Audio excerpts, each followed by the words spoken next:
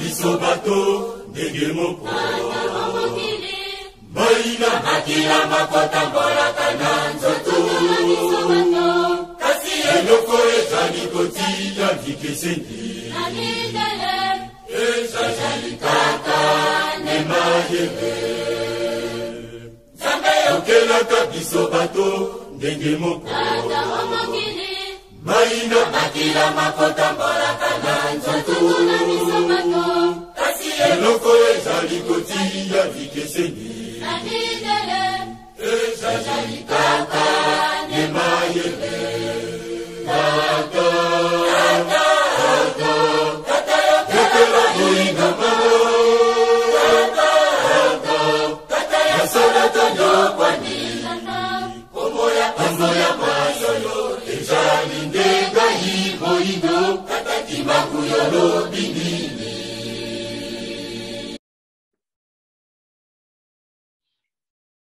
Bandeko balandi nyonso mbote sika bozwami nzambe apambola bino ya bino ndeko Kongo alenga mwana ya mfumu Kimbangu.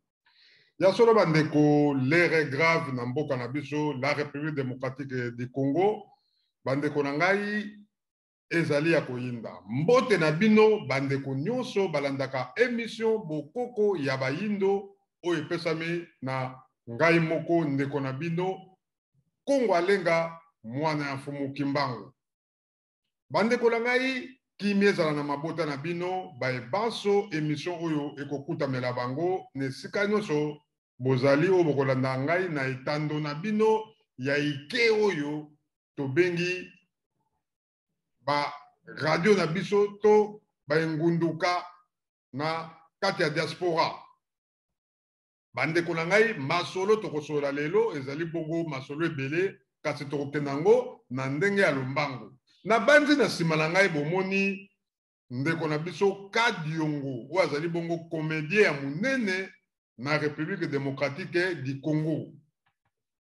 Bandeko na ngai toza koyeba lisusu te likambo oyo ya liwa. C'est vrai nzambe asali liwa alobi ke solo biso nyonso na mokili mutu akotikala azali te. Mutu nyonso na mokili akokufa. Mutu moko te akotikala éternellement. Exemple ezali ke bato nyonso babotamaka na 1600 bandeko ti lelo ata mutu moko akotombola mosapa alobaki ngai yo nabotama na 1600 bandeko to 1700 bazali te. Na bato na banyama bato nyonso bakufa. Donc yango toza kolakisa ke monene ya tata nzambe il faut kokumisaka ye, il faut kobangaka ye. Kasi ya solo bandeko biso ba congolais toza koyeba te motema mabe oyo ezali koya na mboka na biso bandeko to koyeba te. Ba comédien bazali kosila. Ba comédien nyonso ya kala oyo ba mikolo oyo basali ba théâtre ya ndenge na ndenge. Boyebi ke comédie ezali eloko ya kosakana nango te, ezali art. Ezali art ya munene na pays nyonso ya mboka nyonso ya mokili. Ba comédien bakomaka ba acteur à filme, ba comédien bakomaka ba journaliste, ba comédien bakomaka ba politicien, ba comédien bakomaka bato ya ndenge na ndenge. Kasi biso na République démocratique du Congo ba comédien na biso bandeko na nga nyonso oyo akala batangi pena ba classe. Ezate ke net ya lelo toza komona baza kosala ba comédie ya bujoba joba kolakisa banzoto koluka kosala ba théâtre moko oyo za inutile toza koyeba te na société makambo ebele. Mais ba comédien nyonso tu oyo basali exemple na mboka na biso la République démocratique du Congo bandeko na ngai baza kosila. Nani azali derrière baliwa ya ba comédien? Bandeko bato ebele baza koyeba te banani. Mikoleleki tobungisi Mama Shako. Mama Shako oyo azalaki mama munene oyo asalaki makambo ebele fierté ya comédie oyo tobengi ba théâtre ya ndenge na ndenge. Kasi Mama Shako atiki biso kaka boyaki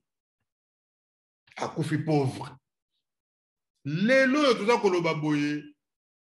bandeko langa Kadiongo oyo asala ba succès ya ndenge na ba théâtre. Kadiongo oyo asalansaki na makambo teli politique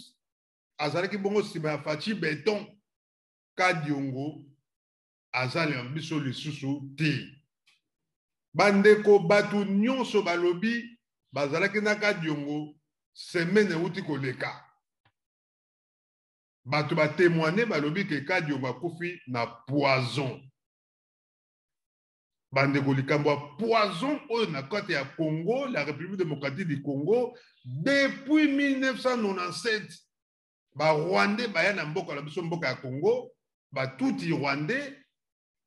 bandeko na ngai poison ekoma neti na Congolais akoma kotiela Congolais poison pamba te baza ko utiliser ye. Bolimbis. Naza en direct. Donc bandeko na ngai toza komi yeba te ba Congolais bakomi ko utiliser bango na poison atsela ndeko na ye. Kadiongo asali nini bandeko na ngai toza koyeba te pona nini est-ce que ba comédien baza ko comprendre to baza ko comprendre te to tikali kaka na Papa Kwedi. Papa Kwedi, Papa Shaba, toko suka wapi ba comédien nyonso ya kala, Papa Masumu, yom tozali président ba comédien. Papa Masumu de Brende, président ba comédien, likambo nini ba comédien baza ko kende bojoba botaba boy. Atako tutaba ba bomaka ye me batika ka ye nanu, mais o toza ko monda ba comédien ba komi ko kufa loko ba soso. Bandeko na ngai liwa ya Kadiongo balobi ezali poison. Nani mutu ateli Kadiongo poison? Bandeko na ngai toyebi te. Point d'interrogation. Bazotanga bakomba ba politicien. Ba politicien likambo nini na ba comédien. Bo expliquer biso pona nini boza kotiela bango poison. Basali nini? Ba théâtre pe basalaka tomonaka te. Place ba critique bino ba politicien parce que bo somba bango ba comédien lelo bandeko langa oya ba congolais basala bango ba théâtre kaka samba lobela makambo ya ba vérité za koleka na mboka ya Congo. Donc toyebi te Kadiongo likambo nini oyo ekomeli que son âme repose en paix na famille na biologique. Mes condoléances et sali bato pasi ngai moko mikolo uto leka na talaki video na ye oyo aza kolobela Moïse Katumbi. Kadiongo azali kosatake mingi na Moïse Katumbi parce que aza katange mwana katanga bakatange nyonso tu baza na dei grand comédien na bango oyo alobelaka bango Kadiongo akei ba politicien nyonso tu Kadiongo 100% congolais.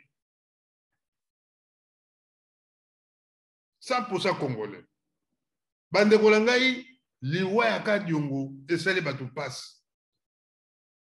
Nzamba ya makaka molimo na ye. Ngai ndeko na bino Kongo alenga yango na memi likambo oyo na lingi na tuna bandeko ba comédien likambo nini liwa betaka na porte pa na bino. Bato pe baza ko boma bino balobi eza ba politicien. Mais bino pe wana boza toujours mbangu et pas ba politicien pona ko senga ka mbongo. Ba politicien pe bali ko bongsa mboka te ka ko yiba ko boma batu ko se sacrifier batu. Ba sacrifice ngo eleki. C'est trop. Donc tozo comprendre te bandeko na ngai makambo nini ozo leka na mboka na biso mboka ya Congo. Tozo ebate. Kadiongo akei que son âme repose en paix. Matondo mingi ya solo toleki na biso na sujet ya Kadiongo donc nzamba ya molimo na ye. Kadiongo atiki biso, atiki bana, atiki mwasi. Vraiment, en tout cas, la famille na ye nzamba ya penza molimo ya papa na bango pe mobali na ye mwasi na ye na bana na ye que son âme repose en paix parce que to yebanaki kokomana donc na benga une fois pour la yamba une émission tout ça change déjà vraiment ezali regret munene muto bosolola muto bokomana mbala moka omona boyakei ezali pasi bandeko na nga liwa ya solo ezali ya biso nyonso kasi bandeko na biso pona nini biso ba congolais okomona mutatie poison wana aza na ye congolais problème nini congolais likambo nini yango libabe nini biso tozwa tobomanaka boye bapaya barenyaka kaka na mboka na biso likambo nini tosala tokoma kobomana tozoyeba te oyo azali nani bandeko na ngai ezali pasi congolais atuka ezali pasi mpo na yo mpo bonga combien bapesi yo mpo bomaka diongo combien $500 $1000 okolia yango na ntango moko esili $10,000 $20,000 $50,000 ndeko na ngai mbongo wale kosila kosala nango eloko te mpo molimo ya moto akufi ekobanda kolandaka yo kaka ekolanda yo tokosamaka te matondo mingi ke son âme repose en paix papa na biso Kadiongo nzambe ayamba molimo na yo vraiment ezali pasi mpe mawa bandeko na nga na lombango toleki mpongo na sujet na biso ya mibale oyo tokolobela kongolité likambo ya kongolité oyo bandeko na ngai Kadiongo akei Noël Tsani ayeli biso système asika alobi ke no bandeko likambo ya kongolité pose à la président de la République démocratique du Congo papa na mama na yo fo bazala ba congolais eza ba article ba aplikaka déjà ntango Mobutu Laurent Désiré Kabila donc lelo Noël Tsani aye alobi ke non il faut tolandela likambo wana bandeko na ngai komi débat epai ya ba congolais Noël Tsani alobi mabe te alobi ke po ozala président de la République démocratique du Congo tata boti yo faza la congolais mama boti yo faza la congolais bamboka nyonso baaplikaka yango balwa wana ezali na kati ya constitution ya mboka biso bacongolais lokwa toza bajoba ya bajoba bandeko na ngai bapaya basakana na biso moto akouta epa mosusu pays lokola un grand Congo mopaya pa ye akomi ministre ya défense James Kabarebe ministre ya défense ministre affaires étrangères mopaya mboka Congo bandeko na ngai yango Noël Tsani aye na système asika na pouvoir à Fachi Beton alobi ke non loi wana ife kota kasi ya solo bandeko na ngai eza pito pale ba congolais bango moko bazali kotelemela yango toye comprendre lelo ba congolais oyo baza kotelemela loi wana ke papa na mama bazala ba congolais pour comme président tozoyeba te est-ce que baza ba vrai ba congolais pour un neti ngane na aliawa papa na ngaza muyombe mama na ngaza muyombe naza 100% muyombe koko aboti mama na nga aza côté Équateur mais koko aboti papa na mama na nga baza bato ya ba Congo bayombe mais bandeko na ngai nako déclarer nako disitele nini donc naza 100% congolais nako disitele nini ekomi mobulu ba congolais mosusu ote loi wana bandeko c'est vrai mboka na biso eza na occupation loi ya Noël Tsani soki tolobi baaplika ngo nsima na tanke mboka eza na mobulu na tolibere mboka te parce que bacongolais ti lelo toyebaka yango bapaya baza kaka na mboka na biso mopaya aza kaka alors loi wana soki oye na kati ya parlement yango nga lelo na ye c'est vrai eza kitoko loi ya kitoko papa na mama bazala ba congolais pour comme président de la république bandeko awa na Allemagne ezalaki na temps moko boye na 1900 soki je pense que ba 90 et quelque nazoyeba nazalaka déjà na Allemagne awa parce que naye na Allemagne awa depuis longtemps bandeko eza na mutu moko azalaka awa munde apesaka candidature kwa koma premier ministre kansela Oscar Lafontaine bandeko nanga kombo na ye kaka ya pamba ta bamonaki Oscar Lafontaine ntango apesaki candidature boyebi ke awa kansela donc premier ministre ya balma ye moto azokontrole Allemagne mobimba alors ta bamonaki ke Oscar Lafontaine kombo wana eza ya balma te bandeko nanga ba-allemand batelemela ye na baparlementaire batelemela ye baye kocomprendre ke azalaki côté moko français baparent na ye mosusu baza bafrançais baparent na ye mosusu baza baallemand directement bandeko azwaki carte rouge batiaki ye mopanzi jamais okoki kozala premier ministre ya baallemand na loi ya baallemand ekoki jamais kosalama un étranger oyo akodirige bango na niveau ya sommet de l'état okoma premier ministre neti président bandeko Oscar Lafontaine azwaka pouvoir te Champing aganyaki parce que loi ya ba-allemand eza bongo na baegyptien baloi ngo eza na bapaye ebele bapaye ebele ya baeuropéen bato na bato baza na bamibeko baza na baloi na bango na baconstitution na bango alors constitution na biso elobi bongo mabe eza wapi mais tant que mboka na biso eza na occupation bandeko na ngai mboka ya Congo loi wana ekoloba nango eloko te parce que président oyo aza congolais akoki koya na bavote batie ye wana mais lokola baétranger baza kaka na mboka na biso loi wana ekosala nango eloko te ekosala eloko te bondimela ngai bakoki kovote yango Brita Ndele ekoya kaka président moko akokota na kafoyage wana bokomprendre te nzoka nde azalaka na ye caméléon bandeko tocomprendre yango donc bato ebele babeliki pelekese na loi ya Noël Tchani bato ebele babeliki pelekese Moïse Katumbi ye mpe azali kotelema na bango mibale bino moko botala ngai yo na katikati na biso misato wapi congolais vrai congolais na biso misato nani aza congolais ti bandeko na ngai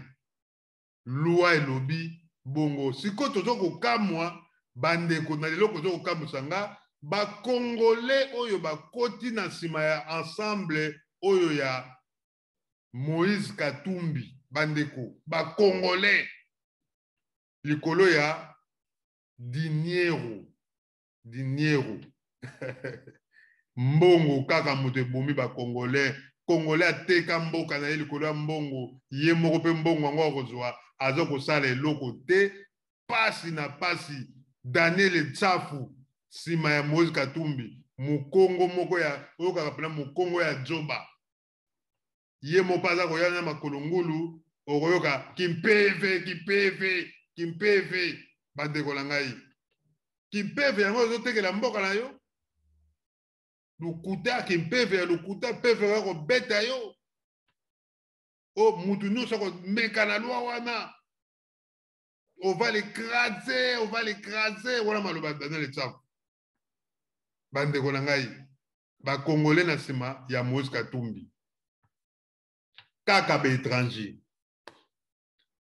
Bétranger kaka bakoma kodondwa ba congolais kaka bamalanda ngombe bamalanda ntaba bamalanda mbwa kaka na nsima ya baétranger congolais aza kobeta tolo kokumisa étranger te na plateau ya batelevizio congolais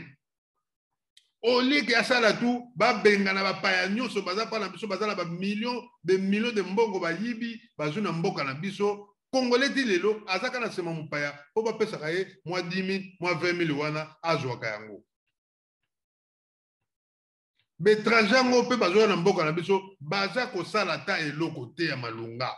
batongaka te basosiété tomona ndeko ya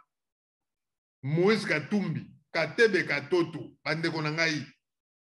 ye moko aloba yango na plateau na Angola batuna question alobi bandako na ye aye kotonga yango na Angola parce que na Congo série ezali te akoki jamais kozwa a investir na kati ya mboka Congo jamais alobi jamais akotya mbongo na ye lelo aza wapi amonanaka susu azosala bafere na ye kuna na Angola Katebe Katoto wapi ye amonanaka donc congolais fongola misu na yo fongola misu na yo Deutéronome 17:15 elobi nango ntingi pululu alobi botanga na Deutéronome 17:15 boko comprendre ke mibeko oyo ekuta na Bible po koma président bandeko tolobaka yango na émission bokoka bayindo mindele na kati ya Deutéronome kaka ezali soki mopaya aye na mboka na yo yo mutu ya liboso zwa mabanga bamba ye azonga bengana ye soki otiki mopaya ye na mboka na yo kolakisa yo banzambe na bango soki aresir kovanda na mboka na yo sili okokoka so kobengana ye te mpe akomonela yo akonyata yo eza na Deutéronome je pense que 5 ou bien parce que na Bible awa te na bosani yango mais na Deutéronome toujours yali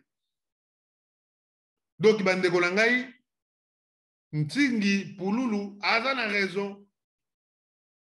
makambo ebele oyo ezali ke eza efongola mpe biso bakongolais to comprendre ke ata bapaya baza na mboka na biso mais il fallait biso bakongolais to apuye kutu lwango mais kaka congolais omona bato ya UDPS bazotelemela lwango bakomi one seme kutu Moïse Katumbi basefronte na Félix Tshisekedi na 2023 mpo nini baekarte failu tala buzoberi ya bakongolais bato mosusu omonaka bakongolais bato bazala ba ensemble oyo ya Moïse Katumbi bango mpe bakongolais baza koapuye non lwa wana ekota te lwa wana te bosiko bolingi nini o te totika yango nanu parce que ekotya trouble na batribi nyonso non eza question batribi te ezali ke papa mama na yo bazala bakongolais mpo yo koma président de la république mais c'est ça eza normal Félix Tshisekedi lelo ye moko alobaki ke mama na ye bakoko na ye bazali bangolais donc Félix aza 50% azalaki na droit te ya kokoma président soki baaplikaki loi wana Joseph Kabila aleki papa na mama ya Joseph Kabila baza bakongolais te mais akomaki président ndenge nini donc baloi wana nyonso tu okomona ke soki toaplike yango liboso tosala soulèvement populaire bapaya babima na mboka na biso congolais fongola matoyi loi wana il faut toaplike yango il faut kota na kati na constitution ya mboka Congo papa na mama fo bazala bakongolais ezali mibeko ya mboka eza partout na mokili donc ndeko na biso ntingi pululu akotisi mibeko na kati ya parlement il faut koapuye mibeko na kota il faut evanda na kati ya parlement evanda wana libela po tangu Congolais ko bengana bapaya après mibeko wana balobi ke oui babandi ko appliquer yango. Mais c'est le temps ekota po ba Congolais ba yeba kango te. Ba Congolais ba landaka ka malanda ngombe. Bozo comprendre bino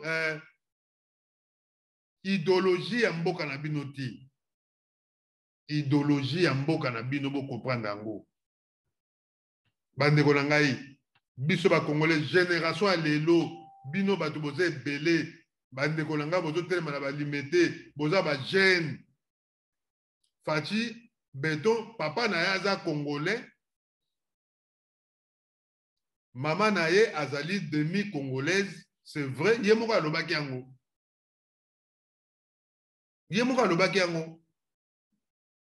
eza te ke o ngai Congolais na ye koloba maloba wana non ye moko alobaki yango mama na nga azali kote moko angolaise bakoko na ye abota ye azali angolais donc mama ya Félix Tshisekedi aza 100% congolaise te donc loi ya Noël Tchani soki bato telemeli yango bandeko na ngai ekozala bien po ezonga ndenge ba pays nyonso ezali ndenge na pesi bino exemple ya Allemagne il faut tozonga na système ya eza pe bongo normalement mupaya koya kokonza bino te mupaya jamais koya na mboka na bino akoma président soki azwi nationalité akoki kokoma ta baposte eza nango ebele mais poste clé ministre premier ministre ndenge kengo wadondo akoma wana bandeko na esprit ya bien kengo wadondo na tie photo ya Moïse Katumbi aza 100% congolais te kengo wadondo pareil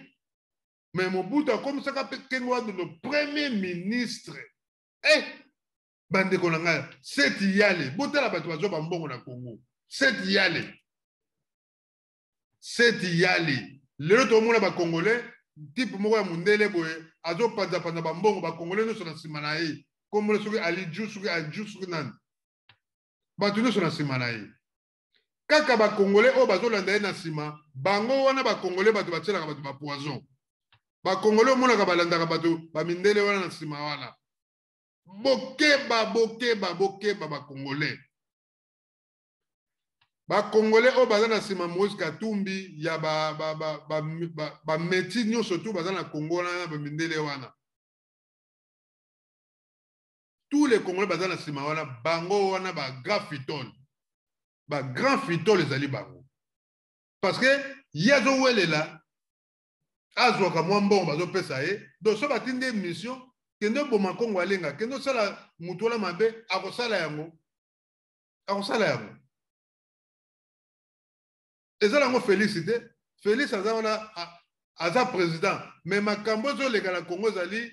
bameti oyo baza na Congo na baétranger oyo baza na pouvoir bango balingi maintenir na pouvoir ya Congo bacomplicité na bango ezali bacongolais biso moko bacongolais oyo toza na nsima na bango bango bato bazoboma bacomédien bango bato bazoboma bana poto bango bato bazoboma bato nyonso tu bozomona wana système tu ya kotia bamasanga bazododo bandeko na nti bacongolais tokomela bapoison bamai tokufi likolo kaka ya kowela bambongo bazopesa bino bamieti wana mpo na nini bandeko donc bandeko na nga ntingi lokola en tant que député ye ya solo azalaki na FCC ya Joseph Kabila mais lelo aza na ino sacré mais ye aye na loi wana eza kolakisa ke na Joseph Kabila oyo akomaki président na Félix oyo akomi président lelo bandeko soko tali bango na loi wana bakoki jamais kosime bapose oyo bango bakomaki wa donc biso bacongolais tofongola misu na biso donc loi wana Félix atika yango basala yango parce que ye soko atiki bokonzi loi wana continue eza bien pour na biso ba congolais. Mobutu bato balobaka azaki togolais, azaki togolais, mais Mobutu aplikaki lwango parce que ayebaki ke ye ayaki mwana moke bebe kutu na kati ya Congo, akoli na Congo, aza na mentalité ayebi kutu ba Togo wana te, mais Mobutu aki togolais. Ba secret na yeno sote bima bima na.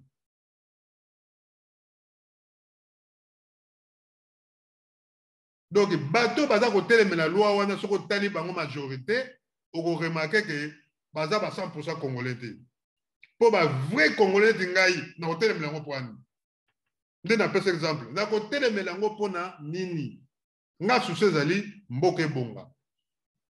Ba étranger ba bima na mboka na biso, pays na biso comme calme, to comme bien, mais lelo comme il passe.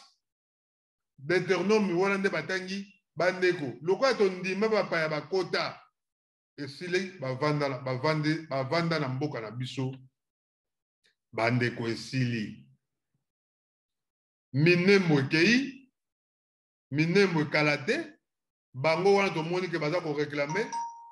deja na kati ya parlement na biso bato akunda batware bazalaka deja na kati wana yo monaka badepute na biso bayaka koloba yango susu bayaka su te mais badepute ya kundabatoire baza mpe na kati ya parlement baza batuti bazali barwandais baza kuna baugandais bazali bagénéraux oyo batie baministre kuna na bagouverneur ya batuti ya baétranger bazali donc mboka na biso donc bandeko na ngai nga atake congolais nayebi ke esili ekomi pasi po tobenga na baétranger wana parce que peuple congolais toza na esprit ya patriotisme te toza nango te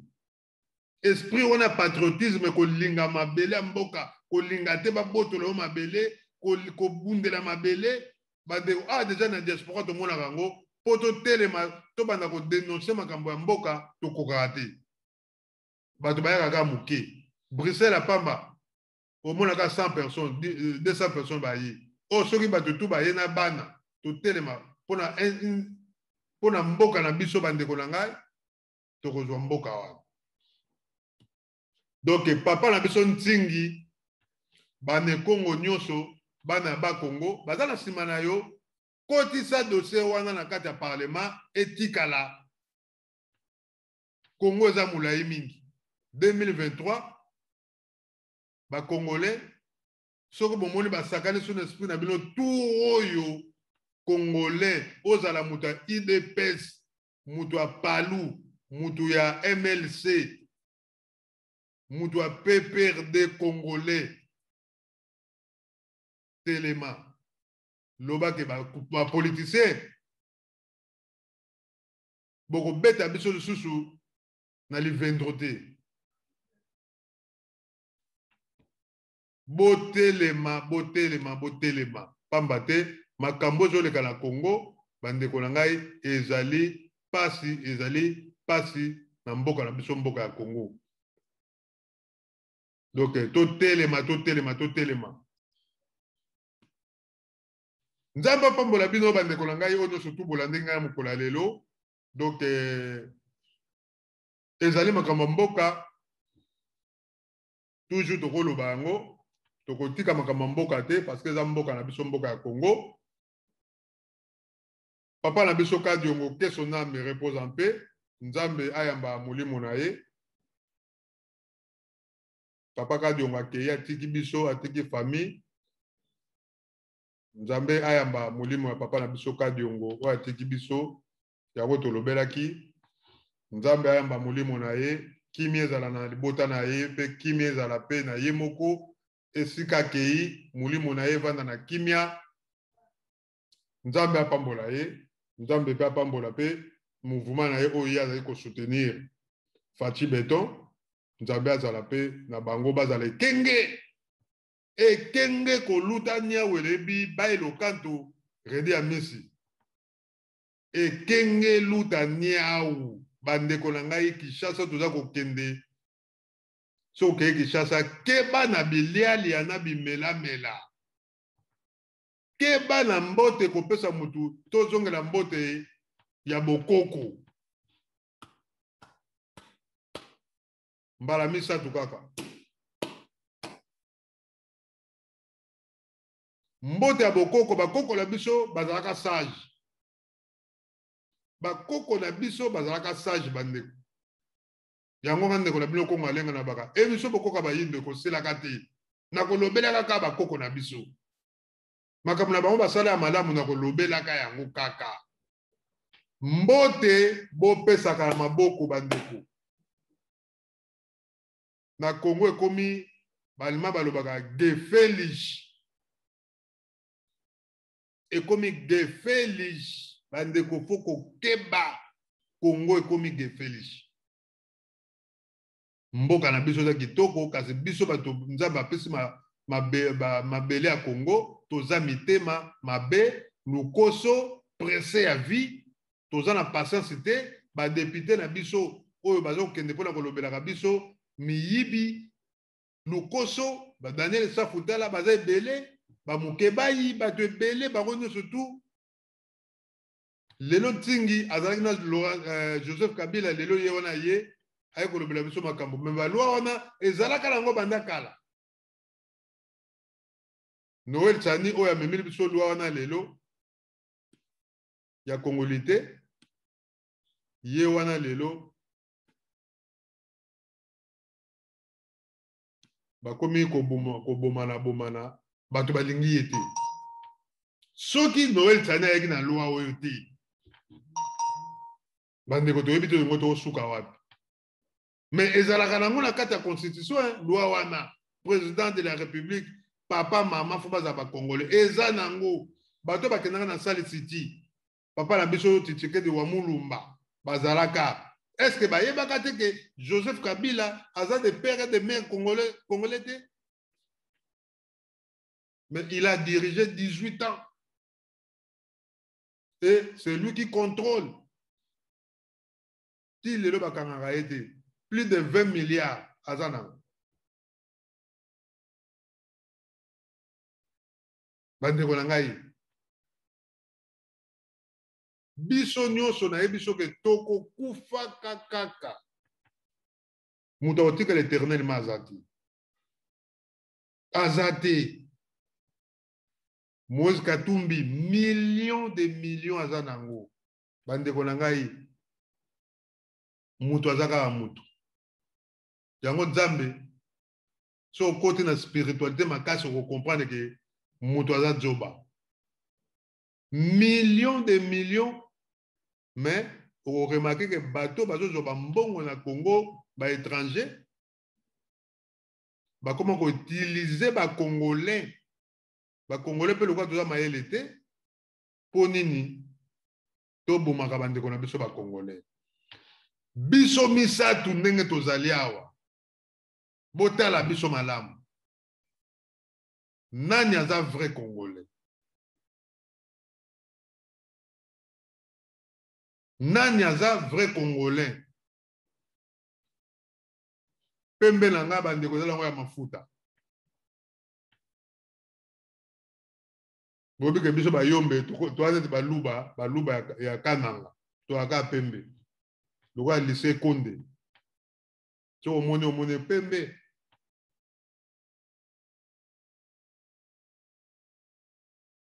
lokola César Ngadi donc bandeko na ngai loi ya Noel Tsani bato boza na ensemble bakongolais boza na ensemble ya Moïse Katumbi ebetisa bino mabaku te élection na 2023 bandeko bakongolais bolinga te bakotrike yango kaka président Félix Tshisekedi Tshilombo akobeta 2 mandats akobeta 2 mandats akosala akoleka mingi balobi ke non ndenge eza wana na Kivu Kamere bato kuna bakovote ete bandeko élection ya Congo elekaka na makambo ya bato te ya bakovote bato te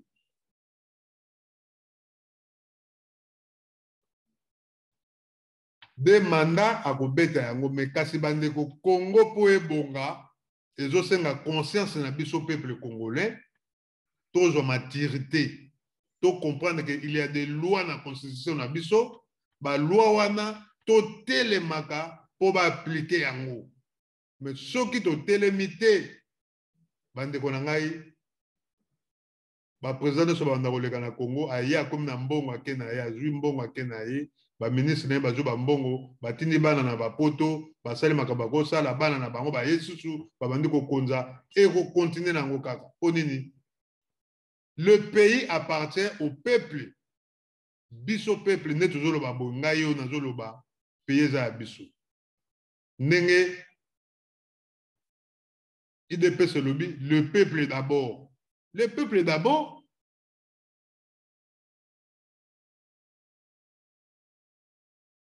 Nzamba pambola bino ba ebanso ba kolanda émission oyo bo partager émission bo s'abonner massivement na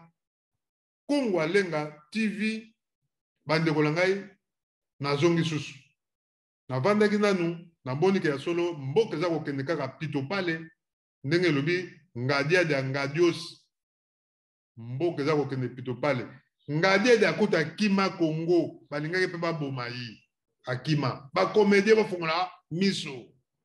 miso na bino bokeba na bilanda ya ba politicien kisi kaka bino me bozoye batende bazoboma bino so boyoki bakomo lobela bino bazokomo lobela ba politicien o bino bozolanda bino ba comédien bokomi te ya mabe bino ba journaliste o bozolanda ba politicien loko ba pesa bilo mbongo bino pe bato bozoluka kotiaka bato ba poison botindaka bato congolais partout congolais azali partout azokota bandeko na ngai kimia nzambe ezala kati na bino ezalaki ya bino ndeko Congo Alenga mwana Fumu Kimbangu loi ya Noël Tsani oyo te papa mama bazala ba congolais po koma président eza ya solo eza malamu biso ba congolais to apuya yango ekota na kati ya parlement na kati ya constitution ba appliquer yango comme ça avant 2023 bandeko tout ça soulèvement populaire to sauver mboka Congo soki to sauver mboka Congo te Moïse Katumbi ayesima omoni Moïse Katumbi ye wana fruit ya bisengimana fruit ya kengo adoni talaka ba poso na bango seti yali bino bondimi ke Mobutu ndenge azalaki pena wana Mobutu président ndenge ezala Mobutu atika pena ke seti yali comme président Olivier Kamitatu comme président de la République démocratique du Congo to Moïse Katumbi comme président de la République démocratique du Congo mais bande konangai on est où Vassilos biso lokwa to bana en Allemagne bande komona ba français comme okima to comme na biso ko loba langue to bandaka po mboko vandi il faut s'intégrer boye bisanga place ni Moïse Katumbi loba lingala po congolais no surtout lingala merci na Israël Mutombo ndenge ayelaka biso émission bo solo na politique po toloba monoko na biso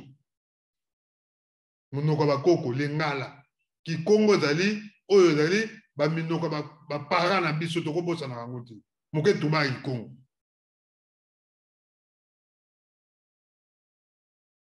il faut tolobaka yango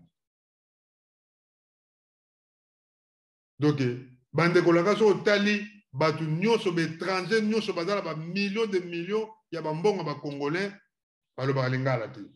soki oki lingala na bango kaka nazali kuna nazali ku oyo okokamata nakopesa yo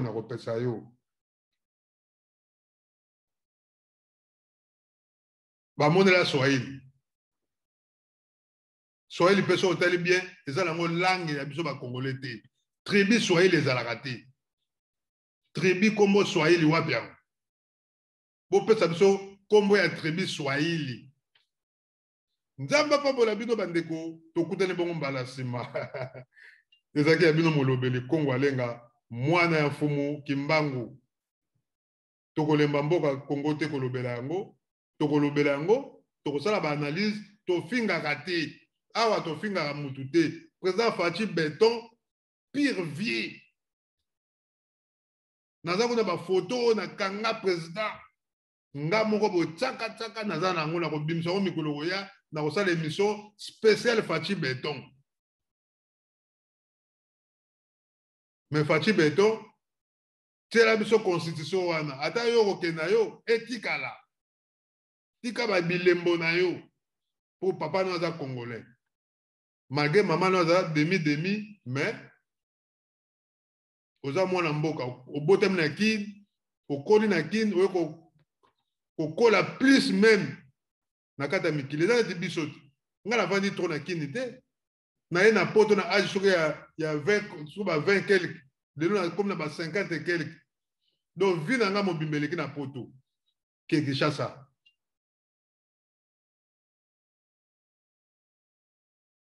donc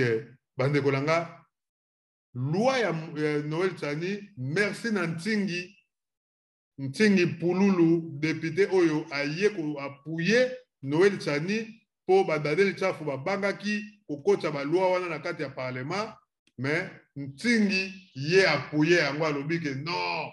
nga fona appuyer loi oyo donc loi oyo fait kota na kati ya parlement donc nzamba pambola yo bande Congo bo appuyer ye parce que ba leader nyonso ba Congo bandeko bakota mai balinga sukoloba te po tellement bakoma na bango kolanda mbongo po balobela makambo ya solo depuis ne mwanda nseme aza susu te bandeko mutu alobelaka susu bakongo aza te alobotika Noël nani pardon Ntingi Pululu na kati ya masolo azwaki leadership wana akoma neta leader ya bakongo pourquoi pas parce que batu nyonso tout oyo baza ya bakongo bakoka su makambo te alors ye ajune le devant botika ye bopesa ye pe chance loi wana efe kota nzamba pambola bino bandeko na ngai pour la dernière fois tokutani bongo mbala nsima nde tokosola susu masolo na émission bokoko ya bayindo bosabone na Congo Alenga TV bandeko osabone ko s'abonner zara te za mabe mais ali malamu peuple sa biso ba courage ta tozomona bato ebele bozolanda biso bandeko ekopesa biso courage to lobelaka makambo ya mboka ça fait plus des années to lembaka te to lobaka pe to lemba te kimi ya nzambe za la kati na bino Fumu Kimbangu mboka na yo mboka mabele ya Congo ezala na pe kimi ezala pe na ba politicien boyokana système poison to boyango to lembi na gouvernement ya Fachi depuis Fachi akomi na bokonzi oyo bato bakufi mingi banani surtout ba comédien et puis na sécurité ceinture ya Fachi ba conseiller bato belé alors tout ça koyeba te pona nini mboka Congo eza kotambola modèle oyo to yebite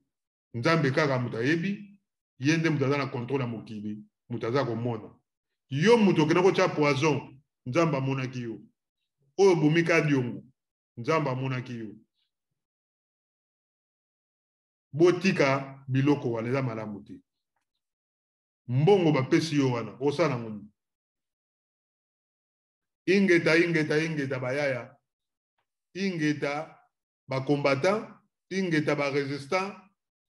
ingeta bana RDC ingeta nzambe apambola bino matondo mingi tokutani bongo mbala sima matondo Zambe okela biso bato ndenge moko Boina makila makota mbola kana nzoto Kasi eloko ezali kotia ndikesendi Ezali kaka nemayebe Zambe okela biso bato ndenge moko Tata omokili maina makila makotambolaka na nzoto Tuna misobato kasi eloko ezali kotia bikeseni Nani